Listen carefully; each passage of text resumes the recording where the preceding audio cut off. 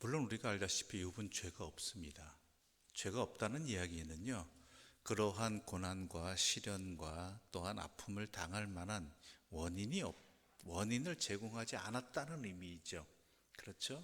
욥이 모든 가족들을 다 잃어버리고 모든 재산을 다 하루아침에 사라지게 되고, 또한 그의 몸이 엄청난 고난으로 인해서, 병으로 인해서 고통받는 그러한 그 모든 것들의 친구들이 말하는 원인이, 일이 벌어지게 된 원인이 욥에게는 없다라는 것은 맞는 이야기입니다. 그런데 또 그래서 욥은 하나님을 만나겠다고, 하나님 나 좀 만나 달라고 그렇게 이야기하는 것들 가운데에는 자기의 죄 없음도 마찬가지겠지만, 또 하나 그에게 있어서는 자기의 옳음을 하나님 앞에서 증명하고 싶은 그러한 욕구도 있었다라는 것이죠. 그런 욕망이라고 해야 되나요? 저렇게 나에 대해서 뭐라고 하는 친구들에 대해서 그들보다는 내가 옳은 존재임을 증명받고 싶은, 하나님 앞에서 감히 내 친구들이나 또한 엘리후가 나에게 그렇게 말할 만한 자격이 없는 자임을 하나님을 통해서 증명하고 싶은 마음도 있었다라는 것이지요. 죄 없음과 또한 자기의 옳음을 증명한다는 것은 엄연히 다른 문제입니다. 어찌 보면 이것은 교만함이기도 한 것이지요. 다른 사람들에 비할 때 사람들 속에서 물론 자기는 더 옳은 사람입니다. 다른 사람들보다 분명히 나은 사람이지요.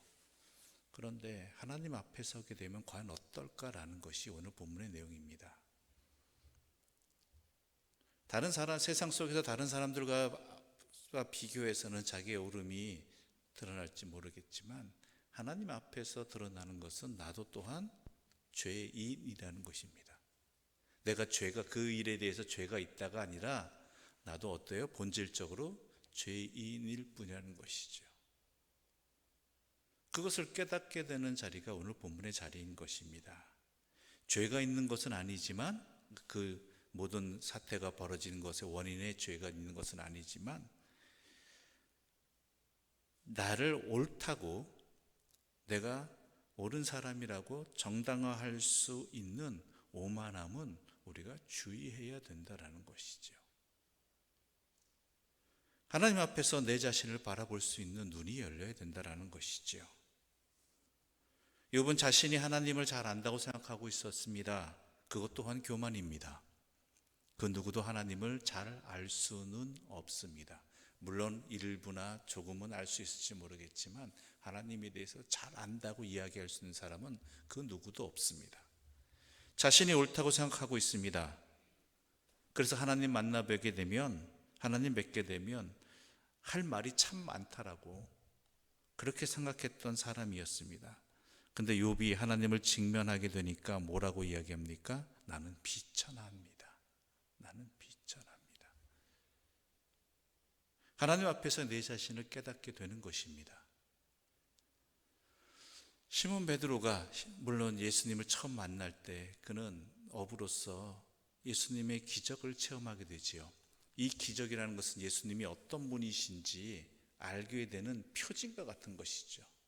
밤새도록 물고기를 잡고자 했으나 한 마리도 못 잡았지만 예수님의 말씀대로 행했더니 물고기를 그물에 찢어지도록 낚게 됩니다. 그것을 통해서 예수님이 어떤 분이신지 알게 되었고, 자신이 하나님 앞에 있음을 깨닫게 되지요. 그러자 베드로는 뭐라고 이야기하죠? 나는 죄인입니다. 나를 떠나소서. 이 이야기는요, 자기가 이전에 저질렀던 잘못들, 행했던 죄, 이런 것들을 깨달았다는 것이 아니라 내 본질이 하나님 앞에서 어떠한 존재인지를 알게 된다는 것이죠. 지금 욥의 상태도 마찬가지예요. 그래서 하나님 앞에서 자신을 깨닫게 되니까 나는 비천합니다. 하나님 앞에서 내가 얼마나 작은 존재이고, 또한 내가 하나님을 안다고 생각했지만, 나는 하나님 앞에서 내가 의로운 존재로 생각했지만, 내가 그 앞에서 감히 그것을 논할 수 있는 존재가 아님을 깨닫게 되었다라는 것이죠. 그러면서 하나님이 말씀하시, 내가 그 어떤 것으로도 대답하지 못하겠습니다라고 욥은 말하고 있습니다. 왜요? 하나님께서 앞서서 천지 만물과 또한 자연 모든 생태계를 통해서 욥이 알지 못하는 세상을 열어주셨고, 또한 그것들을 주관하시는 하나님을 깨닫게 되니까 내가 감히 그 하나님에 대해서 왈가왈부할 수 없는 존재라는 걸, 하나님을 제대로 알지 못했다라는 것을 깨닫게 되니까 내 입을 손으로 가릴 뿐입니다 라고 말하는 것이죠. 아무 말 안 하겠다가 아닙니다. 하나님 앞에서 내 자신을 깨닫게 되니까 내가 그동안 얼마나 몰랐던가, 얼마나 교만했던가, 그것을 깨닫게 되는 것이지요. 그러면서 깨닫게 되는 것은 뭐냐면 하나님의 무한하심입니다. 또한 인간과 하나님의 엄청난 비교할 수 없는 차이를 깨닫게 되는 것이지요. 그래서 하나님께서는 분명히 욥에게 다시 한번 말씀하십니다. 내가 내 역할을 해보겠느냐? 내가 내 역할을 해보겠느냐? 내가 하나님을 안다고 자부하는데, 나를 안다고, 그런데 네가 이 만물을 네가 주관할 수 있느냐? 조금이라도 헤아릴 수 있느냐? 바로 이것들을 묻고 계시는 것이지요. 그래서 14절에 이렇게 말하고 있습니다. 14절 우리 함께 읽어볼까요? 그리하면 내 오른손이 너를 구원할 수 있다고 내가 인정하리라.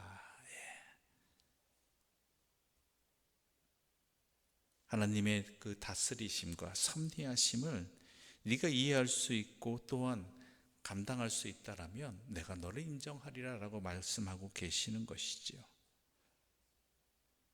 즉 이 이야기는 뭡니까? 하나님께서는 하나님의 일을 하시는 것이고 인간은 인간의 일을 해야 된다는 것이죠. 내가 마치 하나님처럼 되고자 하는 그러한 타락된 모습을, 또한 하나님 기준에서 하나님처럼 자기를 또한 세상을 마음대로 판단하는 이 교만에서 벗어나라는 것입니다. 물론 옳고 그름을 판단하지 말라는 이야기는 아닙니다.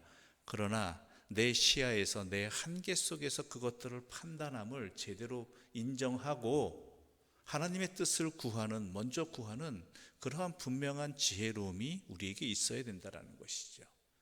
자기 생각대로 하나님의 뜻을 마음대로 판단하고 자기 마음대로 하나님의 뜻을 구하는 게 아니라 자기 마음대로 결정하고 행동하는 그러한 교만함이 자기가 마치 하나님처럼 행하는 그러한 모습인데, 그것이 얼마나 교만한 행동이고 어리석은 행동이고 말도 안 되는 행동인지 깨달으라는 것이죠.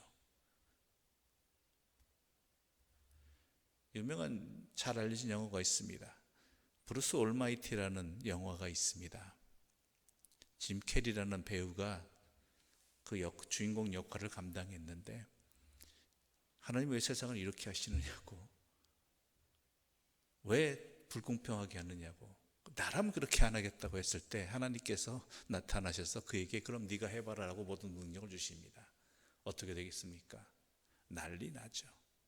자기의 생각 속에서 모든 것들을 결정하고 판단하고자 했는데 그 결정들과 판단들이 또한 모든 이들에게 합당한 것이 아니라 뭐예요? 자기 기준에서 보니까 누군가에게는 불편한 일이 되어지고 손해보는 일들이 되어지는 것이죠. 심지어 모든 사람의 기도 제목을 들어준다고 했지만 그 기도 제목들이 어때요? 자기만을 위한 기도 제목들이니까 누군가에게는 다른 엄청난 일들이 벌어집니다. 사랑하는 연인을 위해서 달을 끌어당겼는데 가까이 달을 크게 보게 하려고 어떻게 일이 벌어진지 아십니까? 지구의 인력 관계가 다 깨어져 버립니다. 해일이 나고 홍수가 나고, 또한 모든 사람들에게 소원을 들어줘서 복권을 당첨시켜줬더니 말 그대로 1등이 10몇 달러밖에 안 되는 당첨금이, 그런 일들도 벌어지고 말도 안 되는 일들이 벌어지는 것이죠. 그러니까 자기의 지혜로 자기의 판단으로 하나님을 잣대질하거나 아니면 세상을 판단해야 하는 일들에 조심하고 살펴야 된다는 것이죠. 하지 말라는 얘기가 아닙니다. 자기의 한계를 알고 자기의 연약함을 알고 더 크신 지혜를 구하는 것이 인간의 해야 할 일이라는 것, 그건 먼저 해야 된다는 것을 말하고 있죠. 그러면서 하나님이 어떠한 분이신가? 베헤못을 15절 이하에서 이야기하고 있습니다. 베헤못이 뭐냐면 정확히 어떤 동물인지는 표현할 수 없지만 동물 중에 가장 강력한 것, 인간이 어찌할 수 없는 존재들을 말하는 것입니다. 그것도 다 하나님의 통치 아래 있다라는 것이죠. 그렇다면 이러한 사건을 통해서 하나님께서는 욥을 좌절시키시기 위함이냐, 욥의 교만함을 꾸짖기만 위해서 그러시느냐, 그건 아니라는 것이죠. 하나님은 욥을 사랑하십니다. 사랑하시는 것 방법 중에 하나가 뭐냐면 알게 하시는 것입니다. 하나님의 생각과 하나님의 길은 인간의 생각과 인간의 길과 다르다라는 것을 알게 하시는 것이지요. 하나님의 길을 우리가 비교할 수 없이 하나님의 또한 생각이 우리가 감히 판단할 수 없으신 분이라는 것을 알 때 우리는 겸손하게 되고 우리의 삶을 제대로 살아갈 수 있는 것입니다. 내가 내 자신이 어떠한 존재인지를 알고 하나님이 어떠한 존재, 어떤 분인지 알 때 우리는 우리의 자리에서 해야 할 일을 하게 되는 것이지요. 또한 우리는 하나님께 귀 기울이는 삶을 살아야 한다는 것입니다.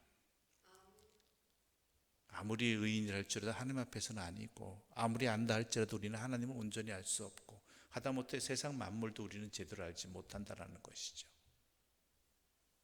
인간이 우주로 나간다고 이야기하지만 지구상에 있는 저 바다 깊이의 세상도 알지 못하는 게 인간입니다.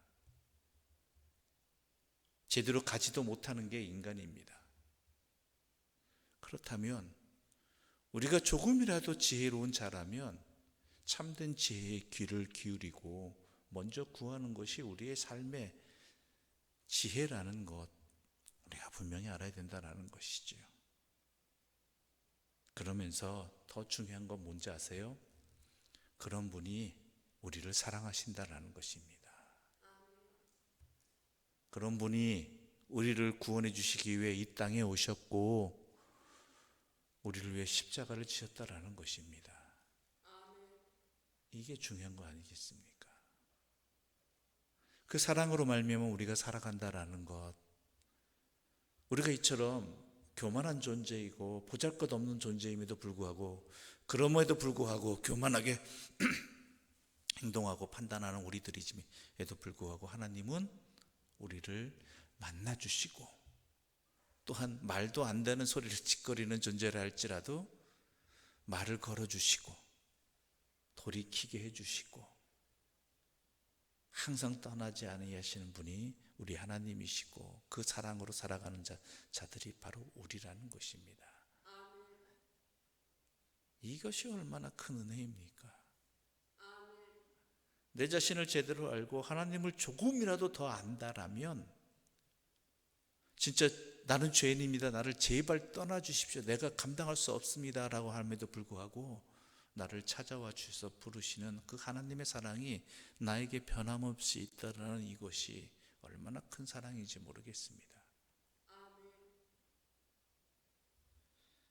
그러므로 우리가 하나님을 의지하고 살아가는 삶, 어찌 보면 세상 사람들이 말하기에 연약하다고 말할 수 있는 그러한 모습이고 어리석다고 말할 수 있는 그러한 모습일지 모르겠지만 그것은 아니라는 것을 우리는 알고 있고요, 그 하나님의 사랑이 어떠한 사랑인 줄 알고 있기 때문에 그게 도리어 복된 삶이고 그게 능력 있는 삶이고 그게 참된 삶이라는 것, 우리가 이것을 통해서 분명히 깨달을 수 있었으면 좋겠습니다. 예수 그리스도밖에 의지할 수 없다라는 것, 가난하다는 것, 마음이 가난하다는 것, 이건 도리어 복입니다. 그래서 예수님께서 산상수훈에서 팔복을 얘기하실 때 심령이 가난한 자는 복이 있다라고 하셨습니다. 심령이 가난하다는 게 뭡니까? 하나님만을 의지할 수밖에 없는 존재라는 것입니다. 돈을 의지할 수도 없는 그런 존재이고 또한 힘이 없는 존재이고, 그래서 어찌 보면 하나님밖에 붙들 수 없는 연약한, 세상적으로 보면 너무나 연약한 존재들이지만요, 세상 지금까지 못하고 살았느냐라고 생각할 수 있을 정도로 그러한 불쌍한 존재로 인식되지만요, 하나님을 의지하고 하나님만을 붙들 수 있다는 것은 도리어 우리 예수님 뭐라고 그러셔요? 복이다. 그런 은혜가 우리에게 임했음을 분명히 아시고, 더욱 주님과 가까이 하면서 그 사랑을 힘입어서 새 힘 얻고 살아가시는 주님의 사람들 되시기를 소망합니다. 기도드리겠습니다. 하나님 아버지, 감사합니다. 우리 어리석음에도 불구하고 하나님께서는 우리에게 지혜로 찾아와 주셨습니다. 우리의 교만함에도 불구하고 우리 하나님께서는 가장 낮은 섬기는 모습으로 우리에게 찾아와 주셨습니다. 죽을 수밖에 없는 죄의 굴레에서 벗어나지 못한 그러한 우리들을 향해서 자신의 목숨까지 내어주시면서 우리를 구원해 주셨습니다. 그로 말미암아 내가 지금 하나님의 자녀로 살아갈 수 있습니다. 하나님의 이름을 부르며 살아갈 수 있습니다. 주님께 기도하며 살아가게 되었습니다. 이것이 다 하나님의 전적인 은혜와 사랑임을 깨닫게 됩니다. 감사하게 됩니다. 이 충만한 은혜로 살아가는 우리 모두 되게 하여 주시옵소서. 예수님의 이름으로 기도드립니다. 아멘. 하늘에 계신 우리 아버지, 아버지의 이름을 거룩하게 하시며 아버지의 나라가 오게 하시며 아버지의 뜻이 하늘에서와 같이 땅에서도 이루어지게 하소서.